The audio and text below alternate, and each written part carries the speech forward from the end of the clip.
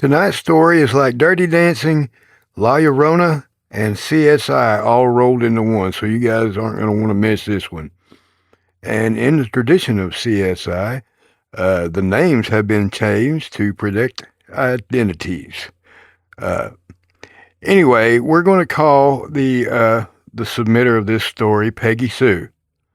And in high school, Peggy Sue had a best friend named Bobby.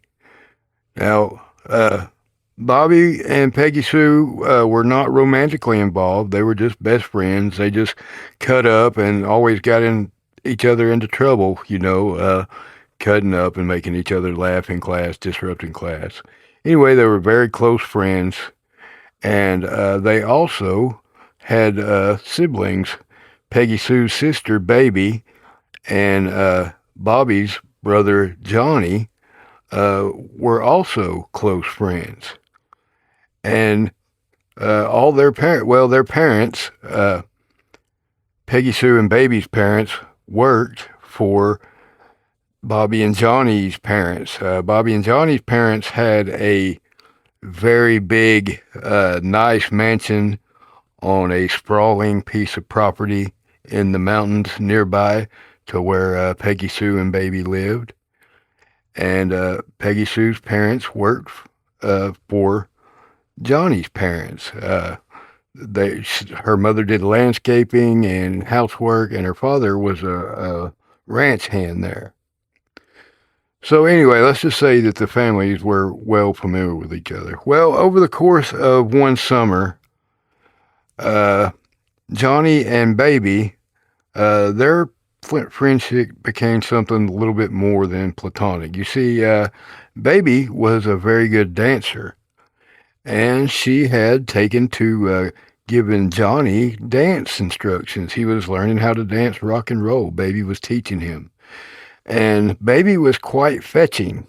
In fact, it was said that Baby was one of the most attractive girls in town. And so ultimately, Johnny was powerless to resist her, and they both fell in love that summer. It evolved from platonic into a full-blown romantic relationship, and they fell for one another, and they had plans of getting married. They had started to plan on being married. Well, little did hardly anyone knew that Bobby and Johnny's parents were far behind on their taxes, and they were in jeopardy of losing that nice mansion and sprawling property. So Bobby and Johnny's mother had intentionally befriended a rich couple who happened to have a divorced daughter and a couple of children. And you see, Bobby and Johnny's mother had it in her mind that she was going to set Johnny up with this divorcee daughter because of her parents' wealth, and basically, marry into the wealth and get the back taxes settled that way by marrying into the wealthy family, or marrying Johnny into the wealthy family. So she was dead set against it, against the relationship when she found out that Baby and Johnny had been seeing each other romantically. She was very much against it. And she actually set out to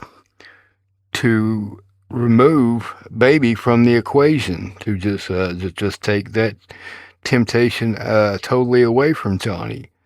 And as a matter of fact, she had secretly made plans with another ranch hand.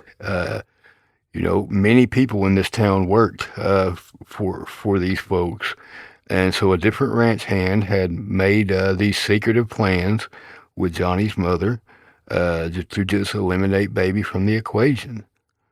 And Bobby had caught wind of this. He overheard this conversation, and he told Peggy Sue about it. He told Peggy Sue, hey, I've heard that they're making plans or plotting against your sister.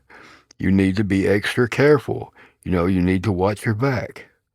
So, of course, Peggy Sue did go running to Baby, and her parents told her the whole thing.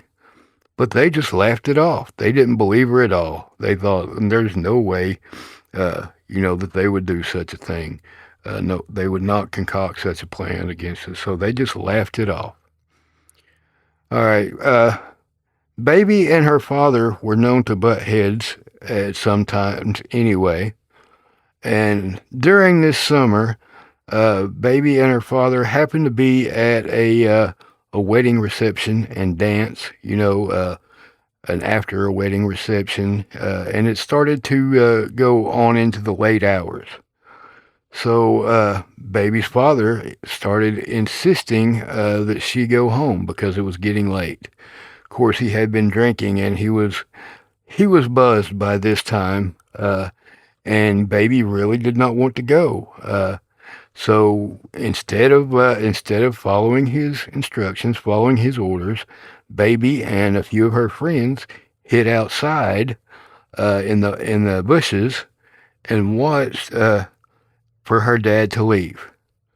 And as soon as he left, they snuck back in. Now they say it was about 2 a.m. When the father left, and of course, upon arriving home, he realized that Baby was not there. And since this dance was within walking distance of their home, he took it upon himself to stumble back to the dance and make a big scene, and once again insist that Baby come home because it was too late for her to be out. And this time she did consent, and she did go home. And he walked behind her. He insisted on walking behind her to make sure that she didn't flake out and sneak back to the dance. And the whole time, his inebriated self was telling Baby how La Llorona was already out, looking for children that might be out past midnight at such a late hour, looking for unscrupulous children who may be wandering. So that's what this whole conversation, as they were walking back home, her inebriated father kept repeating this about how La Llorona was following them. So as Baby, she got to the front door before he did, or she approached the front door before he did. And in between the screen door and the front door, there was a man standing, a tall man, and he had a weapon that he was wielding against her.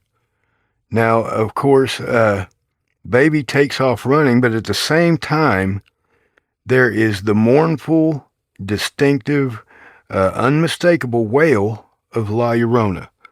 La Llorona just shrieks, and this scares the predator away. The stranger lurking in the shadows with the weapon took off, bolted when he heard La Llorona scream.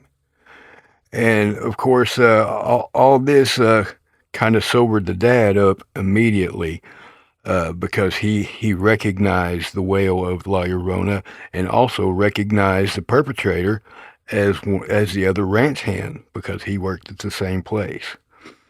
So anyway, after this, her parents forbade Baby to speak anything about the plot against her or anything because that's where they worked. But it resolved itself soon after.